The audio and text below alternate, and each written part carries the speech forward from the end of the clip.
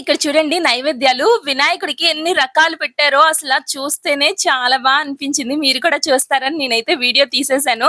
నిన్న నైట్ 8కి ఎళ్దాం అనుకున్నాము. మా పాప ట్యూషన్‌కెళ్ళింది గదా! అదొచ్చేపాటికి 8:45 అవుద్ది. మా వారేమో అదొచ్చాక వెళ్దాము అందరం కలిసి అనన్నారు. సరే కదా అని ఆగిపోయాము. అప్పటికే 9:15 అయిపోతుంది టైము. వెళ్ళొచ్చా? వెళ్ళకూడదా? అని ఆగిపోదాం అనుకున్నాను. కానీ నిన్న మాత్రం వెళ్ళాను. అంటే అక్కడ జనాలు చాలా ఎక్కువ మందే ఉంటారంట. మా వారు ఆఫీస్ నుంచి వచ్చేపాటికే 10 అవుద్ది గదా! అప్పుడు చూస్తుంటారు బయటన. చాలా జనాలుంటారు. ఏం పర్వాలే పద తీసుకెళ్తాను అని తీసుకొచ్చారు. అసలు చూస్తే ఎంత బావుందో ఈ పెండాలయితే చాలా అనిపించింది. ఇక్కడ ఎప్పుడు గూడా ఏ పూజలైనా బాగా అవుతాయి.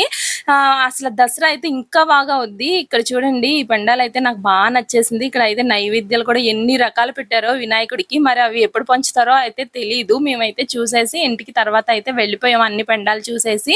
ఆ వీడియోస్ ఇంకా ఉన్నాయి పెడతాను. ఇక్కడైతే పాటలు కూడా అవుతున్నాయి. సాటర్‌డే మా వారు త్వరగా వచ్చేస్తారు. సండే కూడా హాలిడేనే. ఇంక ఈ 2 రోజులు మేము చక్కగా తిరుగుతాం బయటన.